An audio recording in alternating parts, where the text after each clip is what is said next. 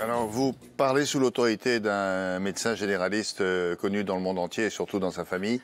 Et donc, est-ce qu'on peut dire que le fromage, sur le plan diététique, hein, simplement, bah, c'est pas terrible hein, parce que voilà, c'est gras, il faut être prudent. Eh bien, William, on risque de vous étonner. Diététiquement parlant, le fromage n'est pas mauvais pour la santé en soi. Premier rôle pour le système nerveux, tout simplement, il agit comme un calmant. En fait, si vous êtes carencé en magnésium, vous aurez tendance à avoir une espèce de surexcitation nerveuse. Culpabilité, souvent. J'espère pas tout le temps, mais ce que je veux moi aujourd'hui, c'est vous apprendre à manger pour être heureux sur le long terme, pour que ça vous apporte de la bonne humeur sur le long terme. Et on va dire à peu près un tiers de la pizza avec une bonne salade à côté. Une fois par semaine, pas plus. Pour la pizza, et puis après, éventuellement, j'ai dit jusqu'à 2 par semaine. Donc on va parler peut-être des frites et du burger. Ah bah les burgers, alors Eh ben on y va, le burger. Alors lui, d'huile de sésame par exemple, hein, qui a une très bonne... Je te regarde comme ça parce que je sais que tu aimes bien l'huile de sésame, c'est pour ça. Et puis beaucoup d'herbes aromatiques, c'est ça, c'est ce qui va donner le goût. Le deuxième avantage, c'est que c'est une cuisine sans gluten naturellement. Alors je rappelle, un index glycémique fort et le boulgour, c'est un index glycémique faible. Donc ça c'est génial, ça évite, comme vous disiez William, d'avoir faim très rapidement derrière, des céréales, pas de blé. Hop, ça va être plutôt des céréales complètes comme l'avoine ou l'orge pour les fibres, encore une fois. Oui. On va mettre l'accent sur les graines qu'il consommait, donc que 1,5 litre d'eau par jour de Contrex par exemple. Vous buvez un peu de Contrex. Il faut varier donc. Oui, varier parce que c'est pas tous les jours la même. C'est toujours pareil, oui. On boit toujours la même, c'est pas forcément idéal non plus pour d'autres raisons. Donc, varier bas. Alors j'en parle aussi de ça assez souvent. Ça veut dire que ça va diffuser l'énergie en continu, donc ça va bien vous rassasier. C'est même idéal pour les personnes diabétiques. Hein, du coup, puisqu'on n'aime pas les pics de sucre comme ça chez les personnes diabétiques. Allez, je vais quand même dire une petite chose négative qui n'en est pas vraiment une.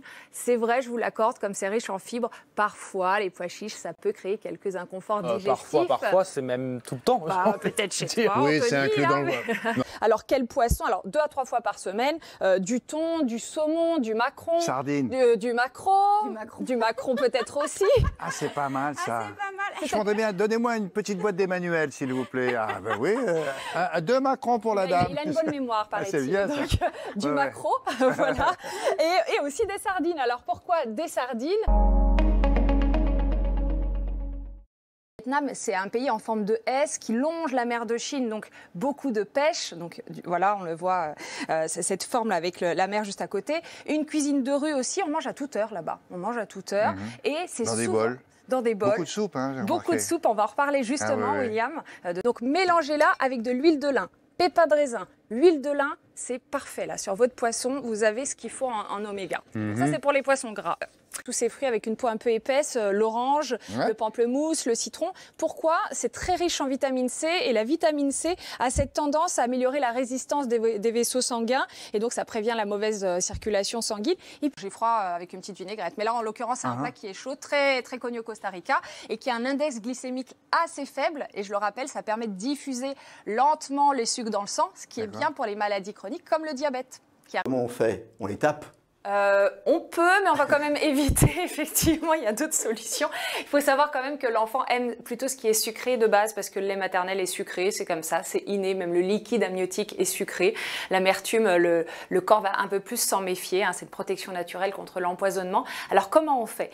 Quelques petites techniques rapides. Alors là, il y a 2 écoles, hein. Alors je fais partie de l'école qui dit que non, le petit déjeuner n'est pas indispensable. Attention, il n'est pas indispensable dans la mesure où vous n'avez pas faim. Il ne faut pas se forcer ou de surpoids. Les conseils sont très simples aujourd'hui. C'est de manger équilibré et surtout très riche en fibres. Ayez beaucoup de fibres dans votre aliment. Sandra Ferreira, bonjour. Bonjour. Alors vous êtes diététicienne, nutritionniste et auteure du livre Comment manger sereinement aux éditions Vie.